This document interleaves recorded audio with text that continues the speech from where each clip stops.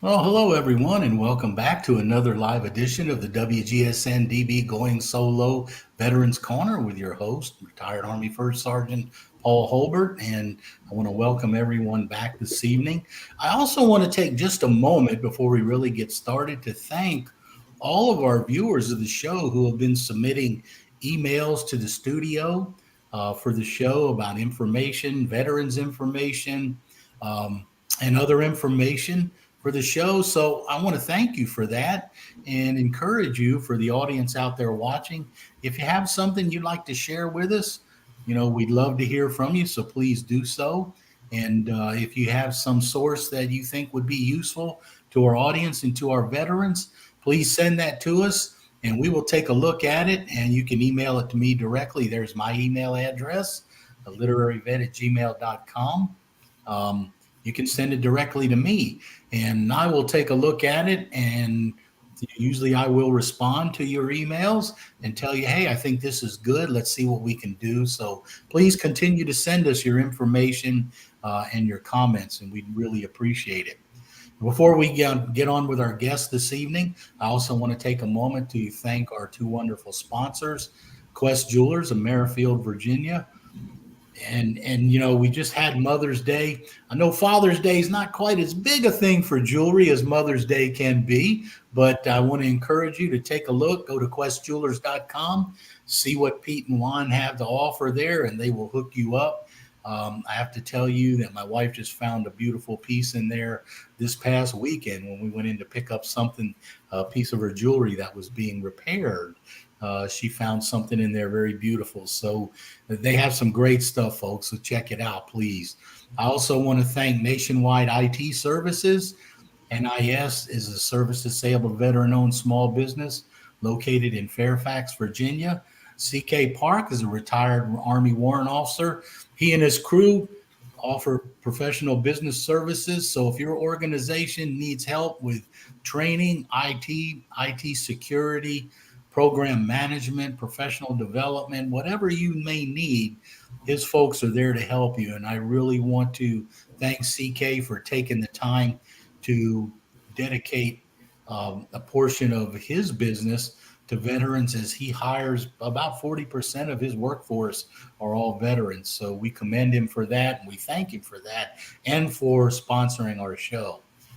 So I want to bring on tonight's guest. And of course, as you know, I don't do a large introduction, but I do want to welcome tonight's guest, veteran Air Force captain and author Julie Jackson, who's coming to us live from Fort Worth, right, Julie? Yeah, Fort Worth, Texas. Yeah, so she's out in Fort Worth, and she's got some interesting things I think we'll talk about here. But Julie spent some time in the Air Force in an interesting assignment, actually dealing with U-2s. Am I right?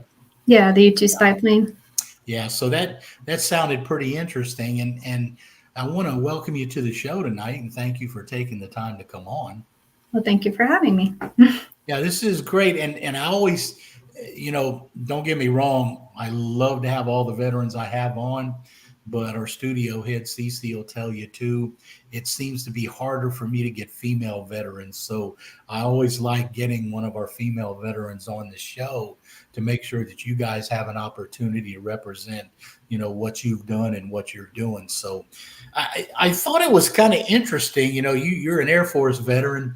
Your dad was a retired Navy guy, and you ended up joining the Air Force. And I Yeah. noticed from your bio that, you kind of got semi introduced to the concept in high school by a friend uh, who wanted to go to the Air Force Academy. I think she was in Civil Air Patrol, hmm and it kind of rolled from there. Why don't you share a little bit of that with us, of how you ended up, going into the service?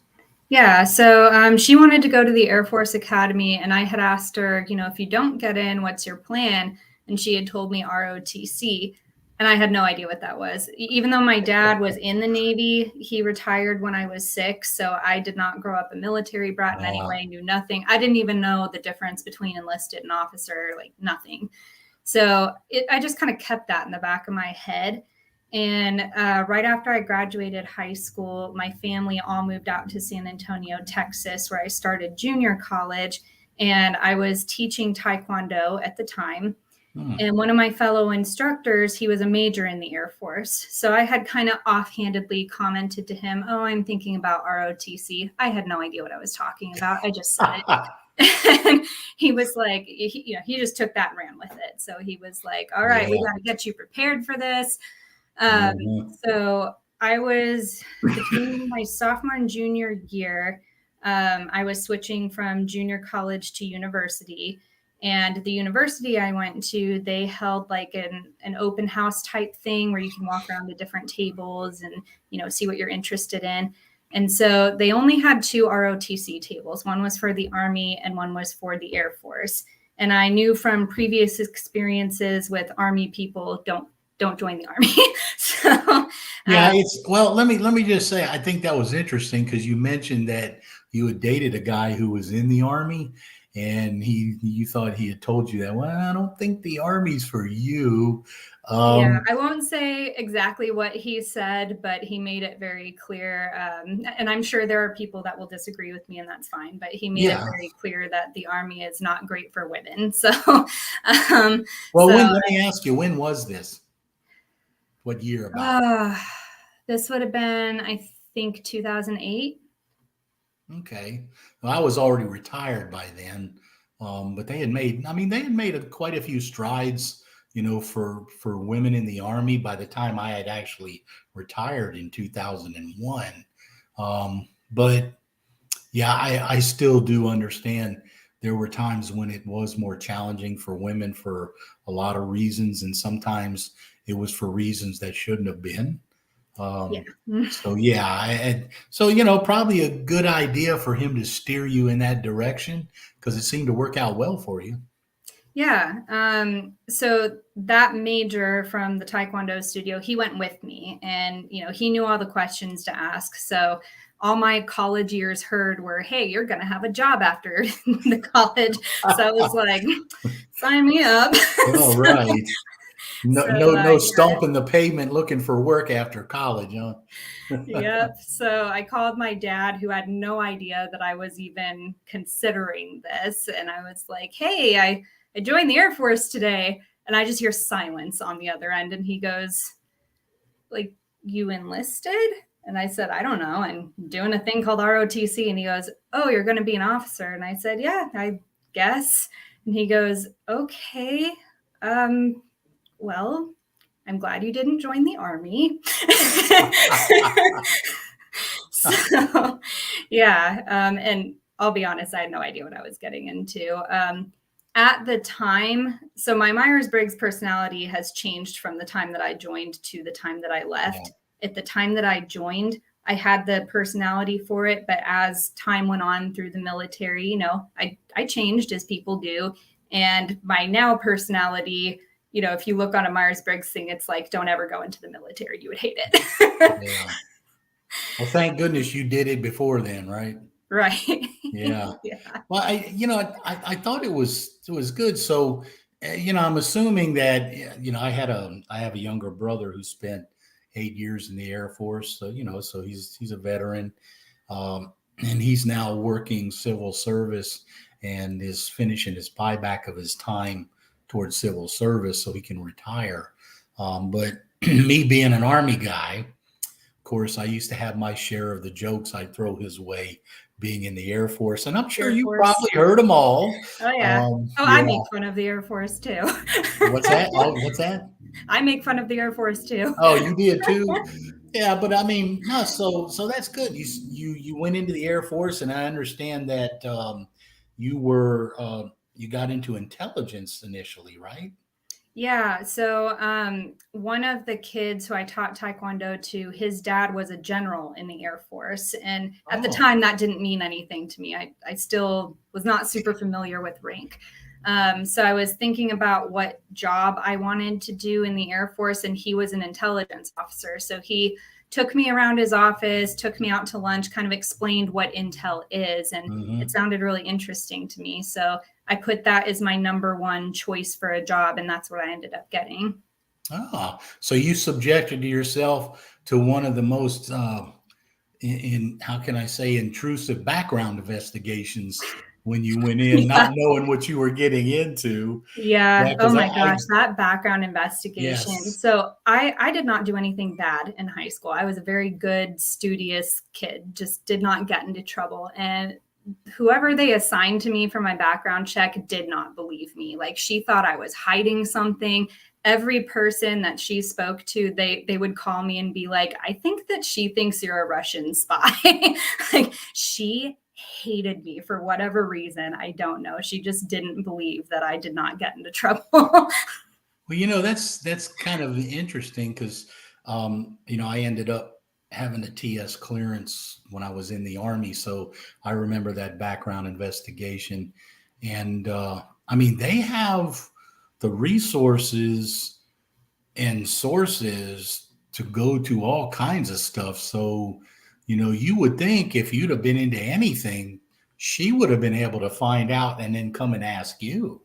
So yeah, you're right. Maybe it's just the fact that she couldn't believe that she had someone that had never jaywalked, got a traffic ticket or anything like that before. So maybe she was perplexed. But so you made it into military intelligence, and I think your first assignment was the same as mine. Um, I went straight out of my training to second ID in Korea, and I Okay. think was that your first assignment as well? Yeah, I was in Osan, Korea. Yeah. Yeah. So you were over there.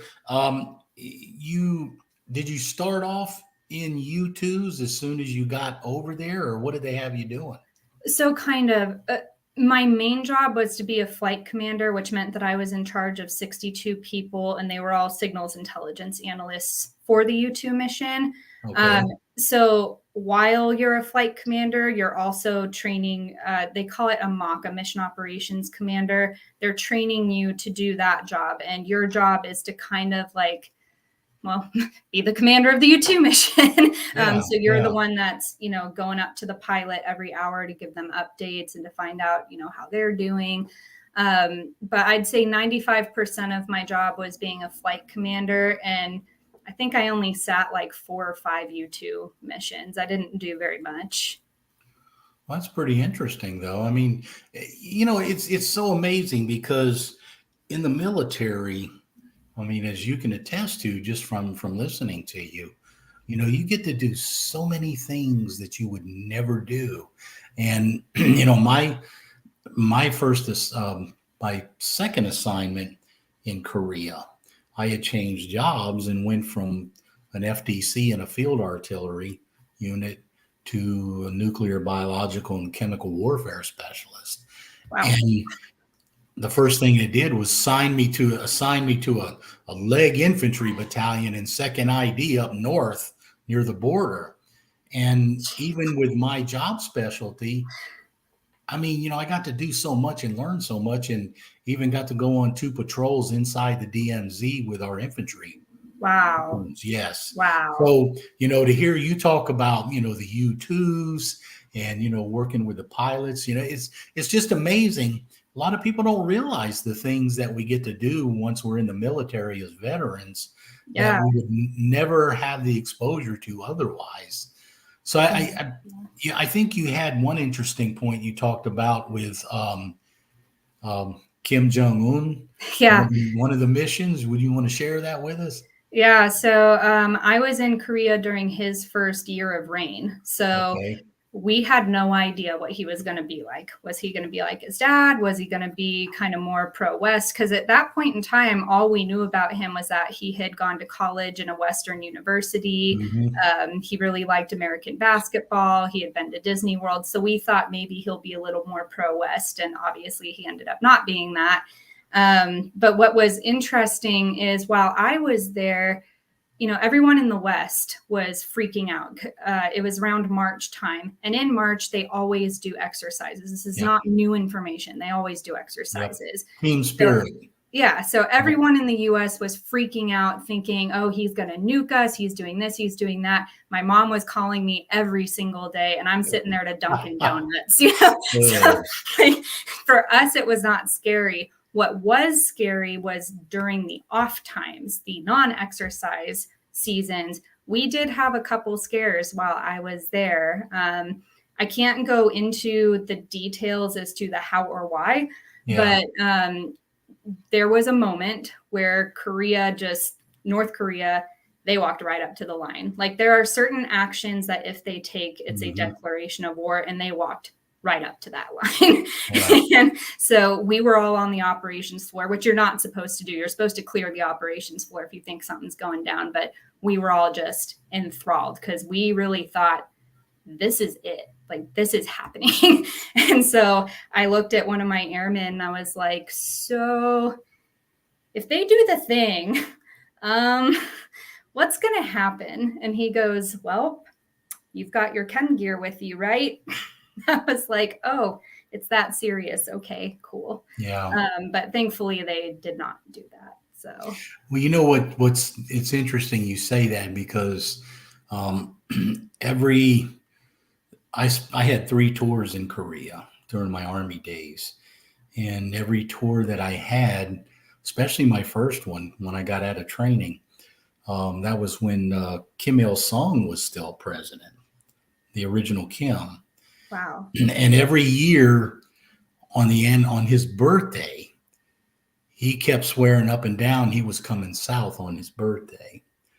So of course, what do you think they did to us being in a combat arms unit and artillery? Mm-hmm. 2 days or so before his birthday, we were all shipped out to firing positions along the DMZ, and we're on field exercises out there until several days after his birthday. All because this knucklehead wanted to play I'm coming south on my birthday. So, yeah, I mean, so I can see what you were dealing with there Yeah. because you're right. You never know what you're going to get. It's like Forrest Gump's box of chocolates. You Yeah. never know what you're going to get when you're dealing with the Kims in North Korea. So Well, I and can even understand during that. Yeah, exercise season, because it was his first year, we didn't know. I mean, we yeah, didn't think it was going to go nuclear like the rest of the United States did, but every single time we were, our U2 was up there while they were doing exercises, we were all on our toes going, okay, is today the day? yeah. So you also spent time in Italy as well? Yeah, so that was actually, most people are like, oh my God, Italy, that's amazing. And I'm not going Mm, to lie, my first year there was miserable because I went from being in charge of, I think it was 62 to 65 people, doing very little intelligence work, to suddenly I'm in charge of 5 people and doing nothing but intelligence work. So I did not have the skill set at that point to do that job. And what we were doing is we would brief all of the base senior leaders every week on what was going on in a few different areas of responsibility. yeah. And I wasn't equipped for the job. No one that I worked with was equipped for the job because they all came from Korea too. So none of us were familiar Oh, with this area of responsibility. So I'm not going to lie, we sucked our first year. We were yeah. horrible. Yeah. And unfortunately, so the flight commander that was in charge, he was deployed when I arrived. So for the first 7 to 8 months, there was a captain that was in charge of us, and he was prior enlisted. And I'm sure you know that with prior enlisted, you have one of two. You either have they're really humble because they know what it was like to be in that suck, Yep. or they're really egotistical, and that was Yep. him. And he enjoyed making people suffer. We had a flight chief that was the exact same way. He came from security forces, just a total hard nose. So every single day we were just getting bad cop, no encouragement whatsoever. I Yeah. got told so many times that if they had someone to replace me, they would in a heartbeat by this one captain. It was just awful. It was a horrible time. But then after about a year of being there, a new flight commander came and he took one step into the area that I worked in. And he was like, oh, we need to change things because he Yeah. could feel the depression. I mean, we were all just dripping in misery. You know So, what? yeah. I hate to hear you say that because you know being enlisted in the Army and coming up through the ranks. I retired a first sergeant, which would have been the same thing as a senior master sergeant in the Air Force. And the Army drilled into us leadership, taking care of your soldiers, taking care of the things you're responsible for, setting the example. So when I hear somebody, a fellow veteran, that had bad leadership, it really irks me, because that's not really what the military teaches. Yeah. So it's good that you were able to, to weather through that, because I almost didn't. I'm not going to lie. And we'll talk about my book later. I write about it in my book. I did try to commit suicide. So yeah, it was not a good situation.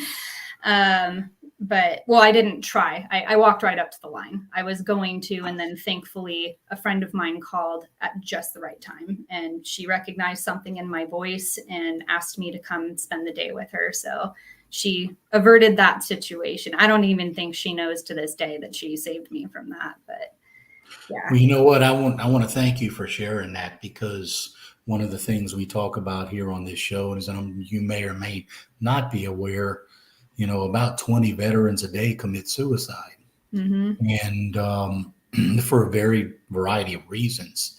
And we always stress here on the show. So I've had guests on the show that have been, there's our helpline we put up all the time, that we tell the veterans, you can't do it by yourself.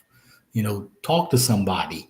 If you think somebody's in trouble, you reach out and talk to them. So I want to thank you for sharing that, because you're a prime example of what we try to tell the veterans here on the show. So Julie, we're going to take a short break. Sure. To recognize our sponsors. And when we come back on the other side, we'll continue our discussion. Okay. All righty. All right, folks. We'll be right back.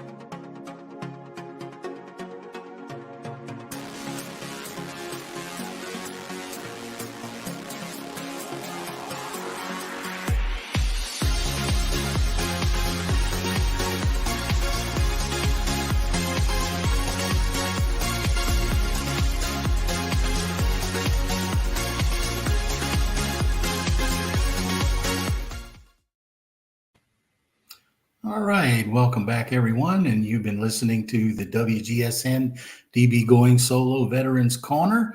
And of course, our guest tonight has been Air Force Captain and author Julie Jackson. And Julie, thank you for sticking with us during that break. So I noticed as you went further into your career, you ended up going to Texas, being PCS to Texas, of course, where you live now. And so how many how many years total did you spend in the Air Force? 7 years, just a little over 7. Okay. Just a little over 7. Okay. All right. So what was it, if you don't mind me asking, what was it that told you, no, not a career. It's time to get out. Everybody reaches that point. You Yeah. know, I went in the Army not knowing how long I would stay. 21 years later, there I went. So how did you make that decision? I knew it from the first year. Oh, really? I Yeah. did not enjoy my time in the military. Uh, There were a couple of times that I did enjoy it. Like after my first year at Aviano, things got way better. Russia invaded Crimea. ISIS started the rise. So we really got to do some cool stuff there. yeah. So my second year at Aviano was great. My last 2 years in the Air Force were really good. But I just decided, with my last job being so good, I didn't want to go anywhere else from there because I was like, I'd rather leave while I have a good taste in my mouth of the Air Yeah. Force than Yeah. and to go on to another job that I know I probably won't like. So, Well, I look at it this way, whether you make the military career or you go in and you serve and, decide, it's not a career for me. The fact that you went in and you did your part for your country and you're a veteran is, you should get the same appreciation that every other veteran gets. So, it doesn't matter how much time you spend, you're still a fellow veteran. So, we thank you for your service, regardless of what someone might say that, you left, you didn't stick it out. And I've heard that before too. I've heard people say, how come you didn't stick it out? Again, I've got several boys that spend time. One of them spent 5 years in the Marines and decided he wanted to get out and go to college. 2 others spent an enlistment in the Army and got out and went on to other things. Mhm. So, regardless, we want to thank you for your service and the time that you spent in. Oh, thank you. Now, one other thing we kind of passed by quickly, you said you were a Taekwondo instructor. Yeah. I enjoyed that when I was younger. Actually, in high school, I took 2 years of Taekwondo back in my young days. Oh, no way. So how long were you doing that, or how many years were you involved? So I did it from the time I was 9 till I was 12. Okay. I did it a little bit from 13 to 14, not much. And then I completely stopped until college. It wasn't until college I joined back in. I was in it about a year before I was asked to be an instructor. Okay. And then All right. I did that all through college and stopped once I joined the military. Well, how far were you able to progress? I made it to 3rd degree black belt. Oh, And okay. it was actually right after I got my 3rd degree. It was during my 3rd degree black belt test that I was like, okay, I'm done. Because Yeah. I had a lot of back issues. I still have Yeah. back issues. And I threw it out during my 3rd degree black belt test. And I was Mhm. like, okay, can't do this anymore. Yeah. My body's not able to take it. Yeah, that happens to all of us. There comes a time when we realize can't do what I was doing before anymore. It's hit me pretty hard, as you can imagine, as I've gotten older.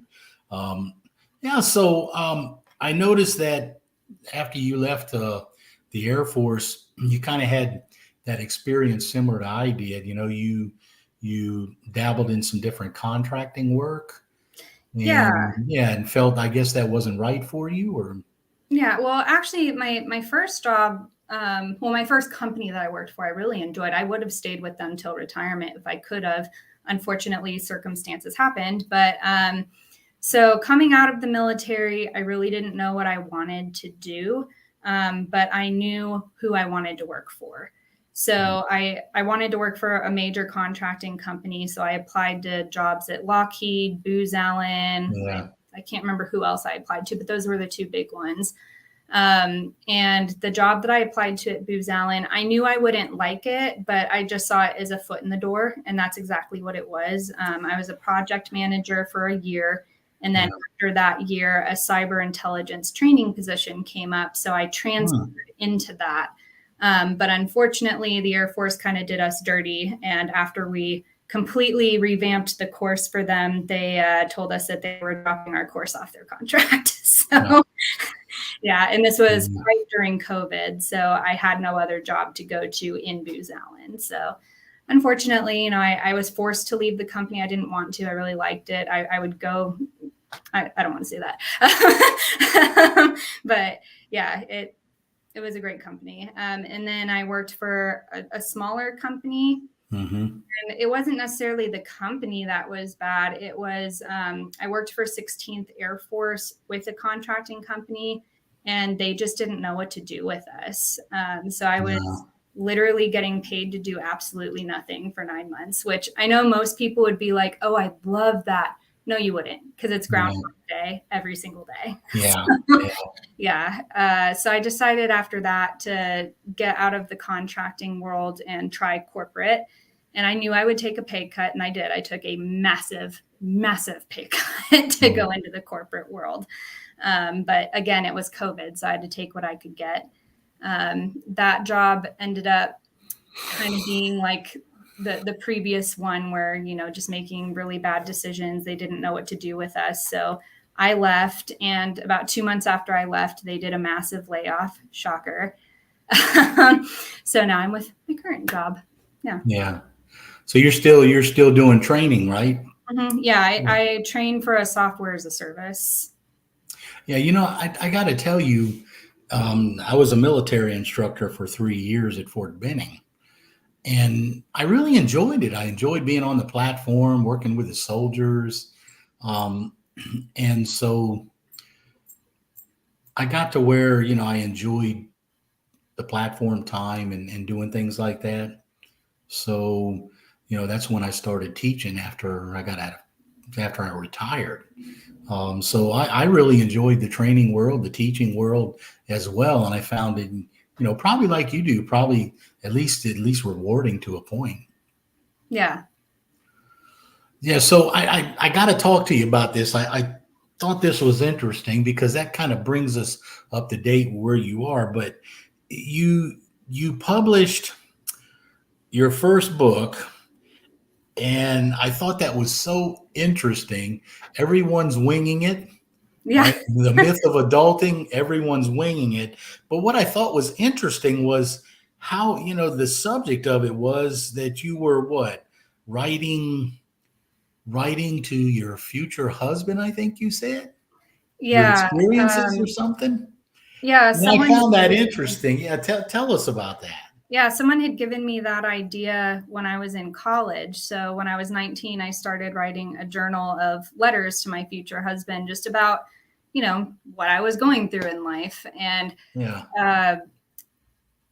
I think it was a couple years ago, 2 or 3 years ago, I became friends with a 26-year-old, and she was kind of going through the things that you do when you're 26, you know, trying to figure out, what do I do with my life? I'm not where I thought I would be.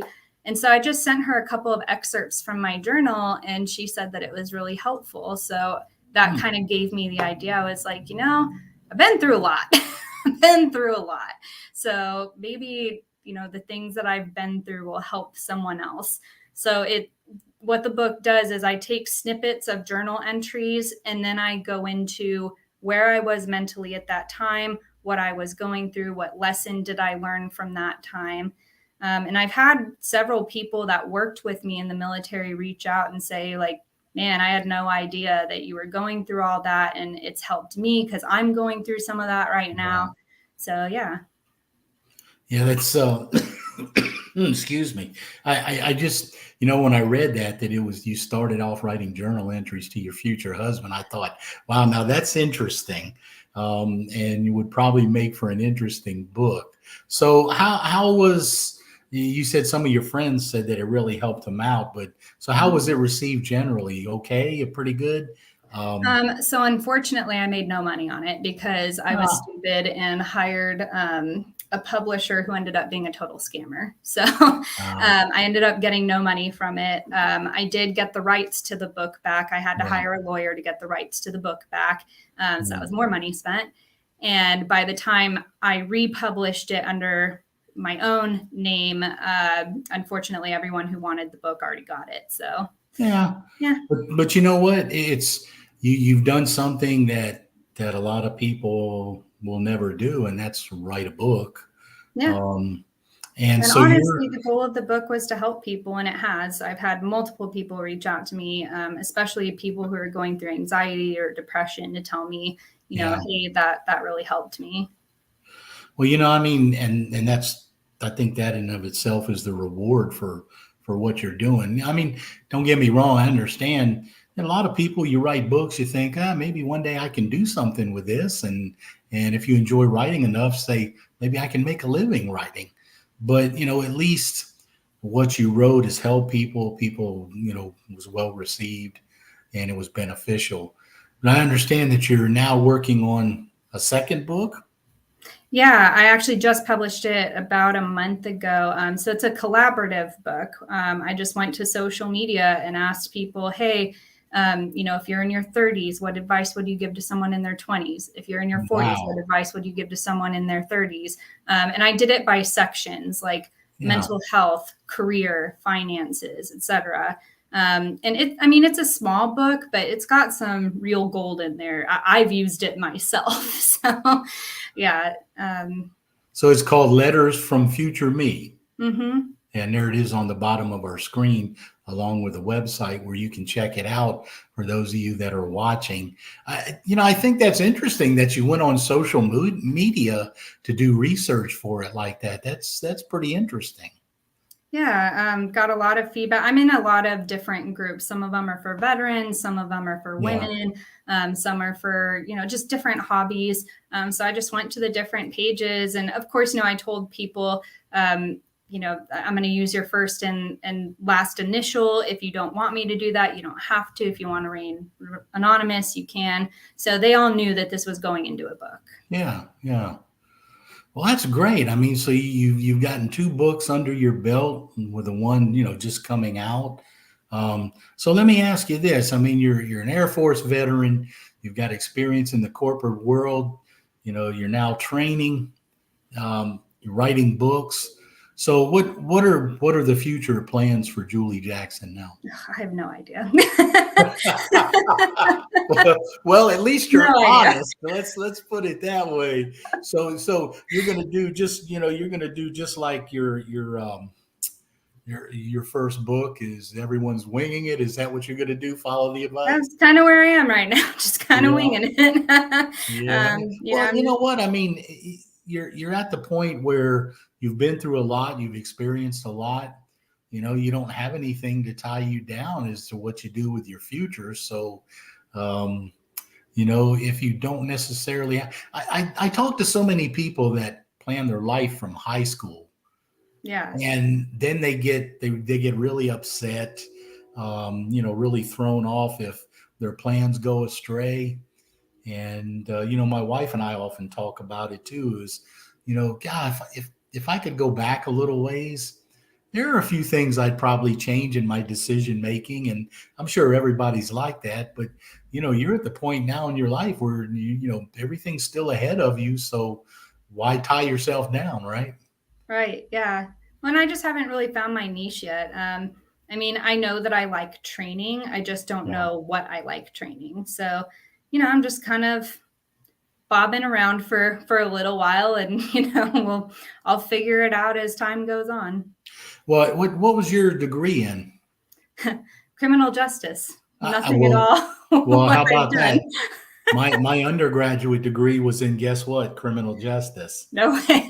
When I moved to grad school, then I got a master's in HR and then got a post-grad in education administration. Okay. But, so, if you enjoy the training, and this is kind of how I got into it. I mean, I did teach for one college. I taught several of their master's degree courses, which I didn't enjoy as much. I liked teaching the undergraduate, and I guess it was because of the subject, because I ended up teaching for a degree program here in Northern Virginia at one of our colleges in federal contracting, because simply that's what I spent a lot of my federal career doing. But just something to think about. If you enjoy the training, you enjoy the platform, who knows, you could end up teaching at a college somewhere and find it rewarding. I did. I enjoyed teaching at the college. So just throw that out at you. This might be something to think about in the future with your degree that you could actually do. Yeah. So just food for thought.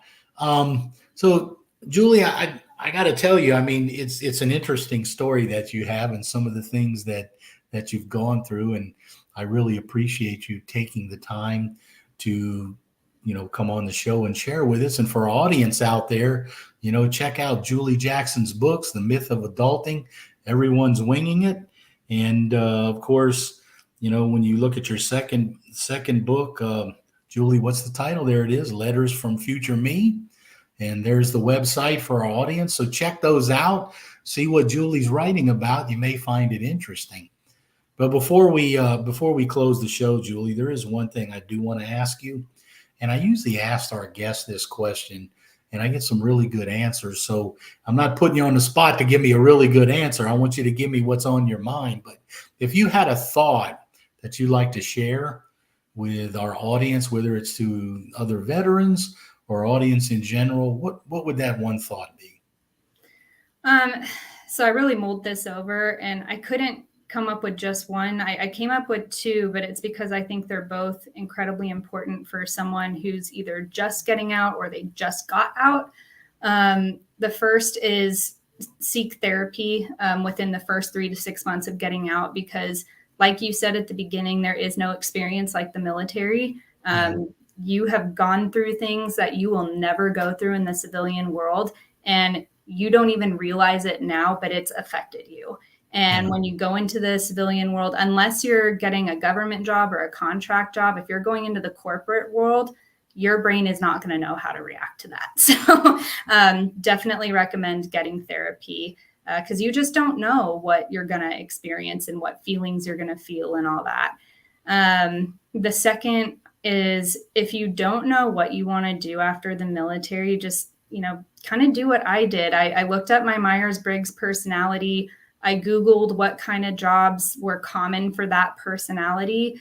And I put applications in for companies that I wanted to work for. I didn't necessarily know what I wanted to do, but I knew who I wanted to work for. And that ended up, shooting me down the path of training. And I really like training. So, yeah, I mean, well, I got to tell you, I really appreciate you making that recommendation for veterans to get some help. And Cece will tell you too, speaking from personal experience through the Army years, PTSD didn't hit me till I got in my 50s. It hit me hard. And it took my wife giving me an ultimatum, telling me, you've got to get help. I can't do it. Yeah, I kind of went through the same thing. I dealt with a lot of, in Intel is just a very stressful career field. I loved the Intel part of it. I didn't like the military part of it. And it's just a dog eat dog world. And I lived in anxiety, and I didn't realize I was living in anxiety. So when I went to a job that was way less stressful, and I would dare say even a little bit boring, I didn't know what to do with that, because I was so used to just go, that when I didn't have that anymore, I went into a total depression, because I was like, what's wrong with me? Why am I feeling this way? I'd have no reason to be anxious, but I am. So, yeah. Well, I tell you what, folks, listening to Julie again, here's why we tell you, look, don't put it off. Don't be embarrassed. Don't be afraid. If you have those issues, just like I did, like Julie did, a lot of veterans do, reach out and get help. Talk to someone. If you see someone in that position, talk to them, because we want to try and help our fellow veterans. So Julie, I really appreciate that. And I really want to thank you for taking the time to come on our show. Again, audience, you see the information up there about Julie's books. Check them out and see what they're about. So, Julie, thank you very much for spending time with us this evening. Well, thank you for having me. I appreciate it. All right. And for those of you out there in our audience, we want to remind you that, if you go to our webpage, you're going to find a wealth of information on my page on the website. Tonight, just bring this old house's recommendations for veteran-owned moving companies for 2023. So you can see these are veteran-owned moving companies that we want to make sure get recognition, because this is a part of our vets ventures that are out there. We're veterans trying to continue on after their military career. And these are veteran-owned moving companies recommended by this old house. And if we put it up there, Asia, who is the representative from the organization there, if we have that up there, we'll try to get that up as well. But there it is. Thank you. The Marketing Associate for Home Solutions. You can contact Asia. There it is, Asia at reviewsbyhomesolutions.com. And they are the ones who are sponsoring this veteran-centric moving company site. So please take a look at it. You know, if you're in the need to move, find out who's on there and who you can help. At the same time, they help you help out a veteran.